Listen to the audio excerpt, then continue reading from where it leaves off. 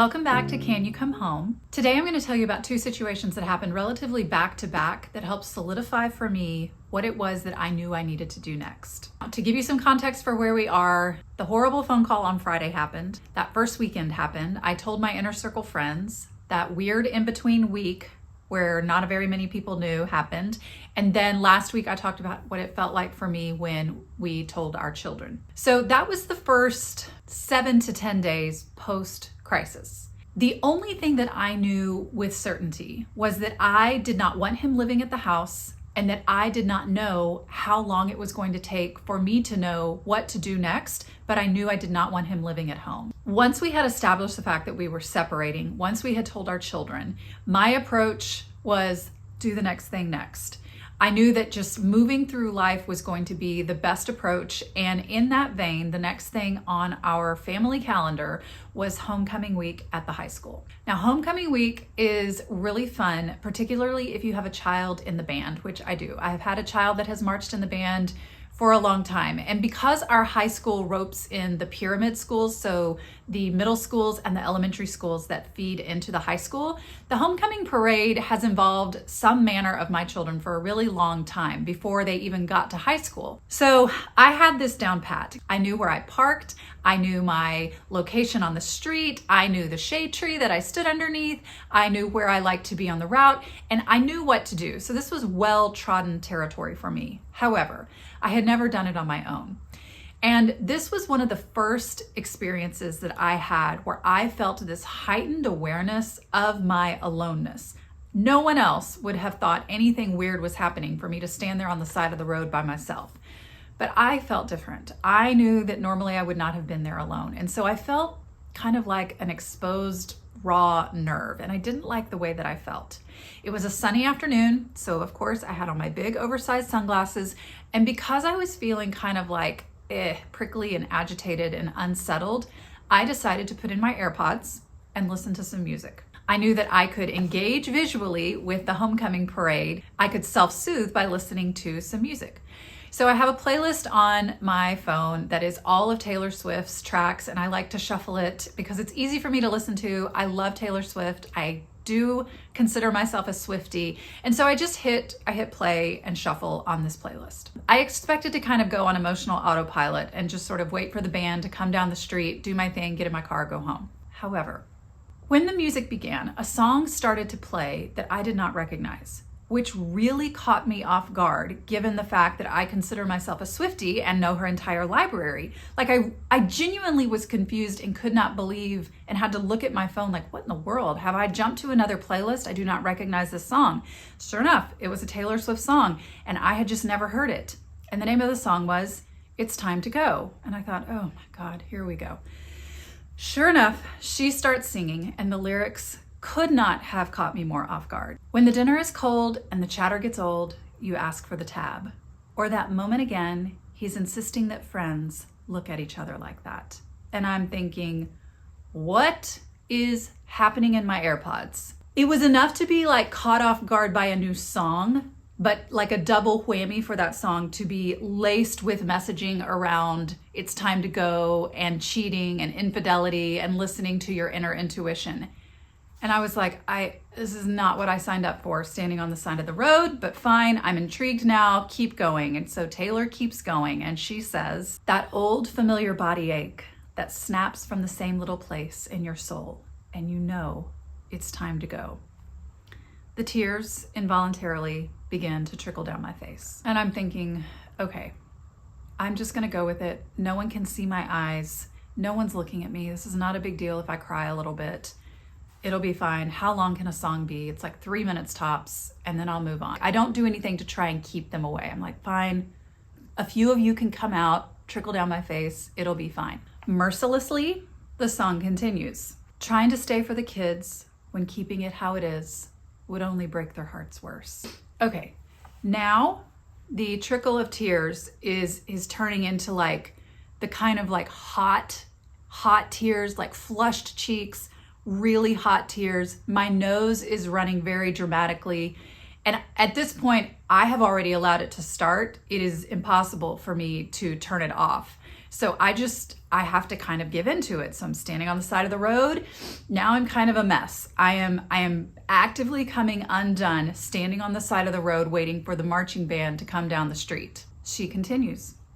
Sometimes giving up is the strong thing. Sometimes to run is the brave thing. Sometimes walking out is the one thing that will find you the right thing. And sure enough, here comes the band. I am heaving, hot tears, snot-nosed, undone, like trying to smile, looking for my daughter in the band, snapping photos, entirely gutted emotionally at this song. And I really have no choice but to just go with it. So the band is marching. Taylor is like pointing her lyrics at me with a megaphone. She continues the song by saying, 15 years, 50 million tears, begging till my knees bled. I gave it my all, he gave me nothing at all, then wondered why I left. Now he sits on his throne, in his palace of bones, praying to his greed. He's got my past, frozen behind glass, but I've got me. The band marches by. The parade continues.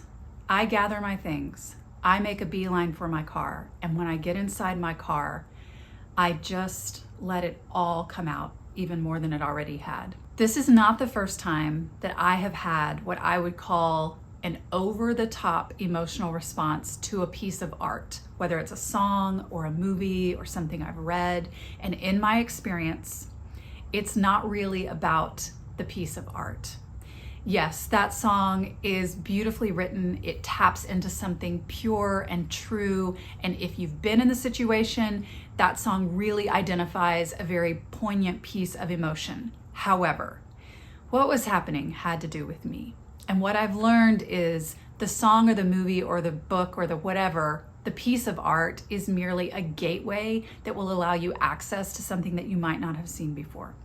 So I'm sitting there in my car and I'm like, okay, yes, I am sad. Yes, I am emotional, but what's really going on? Where is this coming from? Because this feels like a big deal kind of reaction. So I like look underneath and I imagine myself asking myself, hey, what's going on? And when I picture this kind of exchange with myself, I see part of me like hunkered down and huddled, almost like I was hiding underneath a table. And when I peeked in and asked, what's going on? The response that I just heard internally was, you know. And it was true. I did know. My entire being knew. I knew what it felt like to spend the amount of time that I had spent with someone who made me feel the way that I felt and to not like it and to want something different. I knew that something was broken, that something was dead, that something needed to change. I didn't want to fully say it out loud, but it's like my heart would not allow me to ignore what was happening inside. And I chose to listen. So because we were separated, and it was not a legal separation, there were no legal documents involved, but because we were separated, he wanted to have a conversation with me about what the logistics would look like as it related to him having access to our kids and splitting up responsibilities, and a very reasonable request. However, I was not going to sit down and have a conversation with him in person one-on-one anymore. Our only mode of communication at this point was text or email. We were not speaking in person. We were not talking on the phone. So I responded to him and I said, that's fine. I'm happy to have a conversation about the logistics as it relates to our children. However, we can do that over email, or if you want to meet in person, I will be happy to do that with a third party present. I would suggest person A or person B. I suggested two people that we both knew well, who loved us, who happened to also be two of the people that he looped in early before he told me about the big awful. So I said, you can call either one of them and we can set up a time to sit down to talk, but I'm not doing this with you one-on-one. His response was, I don't think I want to involve them. And actually, I just found out our counselor has had a last minute cancellation and can see us at this date and time. And I think we should sit down with him.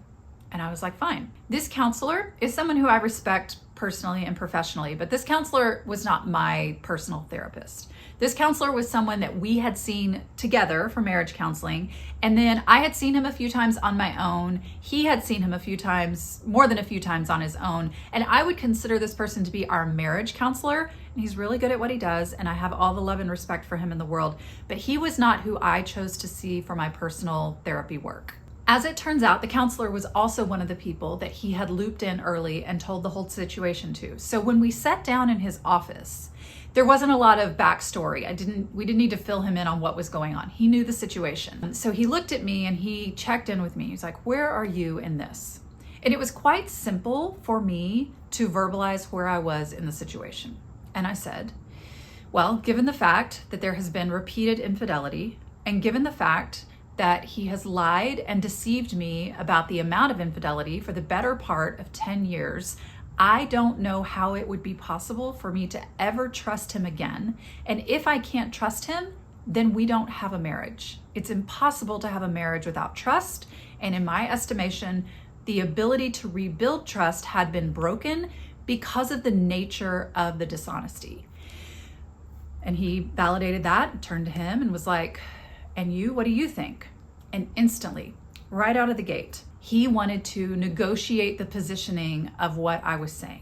He wanted to look at it from another angle. He wanted to inform me of his side and the way he had viewed it and why he hadn't told me and how he thought it was protective.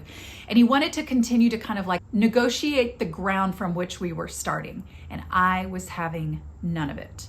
I would not allow myself to negotiate with what I knew was true inside. These weren't feelings, these were facts. The fact of the situation were you were repeatedly unfaithful, and then you lied about it for so long. And then not only did you lie about it to me, but you lied about it to everyone that we ever interacted with, including this counselor in this very office. So what in the world? Why would you think that I could ever trust what you say if even in a therapeutic setting, you had been dishonest with me, with the counselor, and with everyone else? There is not a way in which I can imagine myself ever trusting you ever again.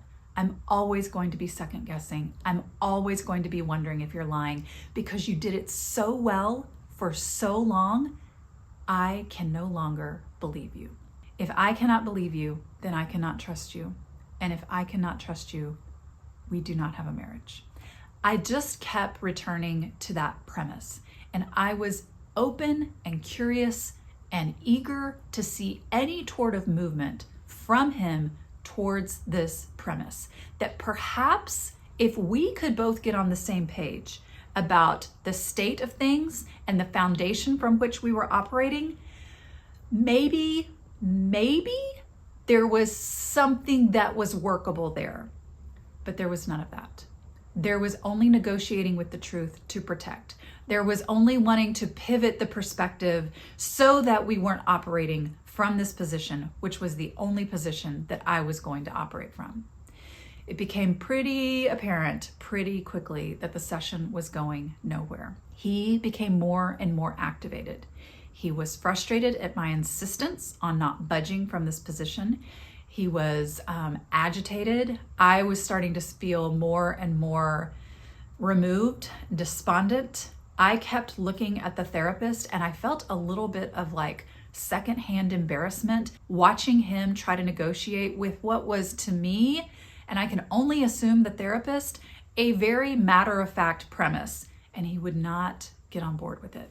So eventually the session nears its end and I am done. And I say, I think I'm done here. This counselor's office was inside of an office building where you walk in like the ground floor of the office building, you go up the elevator to whatever floor, you get off the elevator, you walk down like a carpeted hall, and there are lots of office suites off of the hall on each floor. So you would have like an attorney's office, an accountant's office, a therapist's office, whatever. Little offices along a main hallway, and then an elevator down, and then out through the front door. So I bend down to get my stuff to leave the session. I just stand up, I turn, and I head towards the door out of his office. I walk through the waiting room, and because I left first, I was walking in front and he was behind me, which meant I could not see him. And I want you to hear me say, I could not see with my eyes anything that he was doing. I walk out the office, I walk through the waiting room, I open the door to the hall, and I begin to walk. What happened next, I did not see with my eyes, but I heard with my ears. He had brought a metal Yeti style thermal coffee cup, and he either threw it on the ground or it accidentally dropped out of his hand. I did not see it. Either way, it landed with a thud on the carpet with such force that it landed and then bounced and kind of like ricocheted off the hard wall. So there was this kind of like thud ping. The sound really startled me. It really caught me off guard. I was already kind of in this agitated state, feeling uncomfortable, and something about that really like shocked my system even more. So I keep walking. And then what happened next, I did not see with my eyes. I only heard with my ears. He either accidentally or on purpose, with a guttural frustration sound, kicked the metal cup farther down the hall. It again ricocheted off the wall, making this loud, unexpected noise. It was enough to startle me to the point that I no longer wanted to be walking in the hall with him, and I did not want to get in the elevator with him. I immediately ducked into the women's restroom, which was along the main hallway. So I go into the women's restroom and the door closes. There's no one else in there. It was very quiet. The walls in the restrooms are very thin in this particular office building, which is not a great quality in restroom walls, but it just is what it is. So I'm standing there, very quiet, very still. And I can hear that the door to the men's restroom opens and he walks in. So I'm like, okay, he's in the bathroom. So I'm just standing and waiting. Then I can hear the toilet flush through the wall. I'm like, okay. Then I could kind of hear faintly the water in the sink. Okay. Then I can hear the whir of the hand dryer, the electric hand dryer, kind of like drying his hands. And then I hear the door open and close, and I'm assuming he's left the bathroom. So I stay in the women's restroom longer. I want to give him time to walk to the elevator, go down to the first floor, and get out the building, get in his car, and leave. When I leave and walk down the hall and walk to the elevator and take it down and walk outside, he is waiting in front of my car. I did not like this. I was in a highly activated state. I was feeling startled. I was feeling uncertain and just sort of thrown off by the whole interaction, not only emotionally by what happened in the counselor's office, but also just sort of like sensory wise, I was at a 10. I did not want to talk to him. I think I might have exchanged some words with him in front of my car, but I was not going to get into a conversation. So I got into my car and I drove away. And I can tell you the stretch of road that I was on in my car, leaving that counselor's office after that horrible experience, negotiating the premise of the truth, and then feeling startled and agitated in the hall, and had the conscious thought, I'm calling an attorney in the morning. I'm filing for divorce.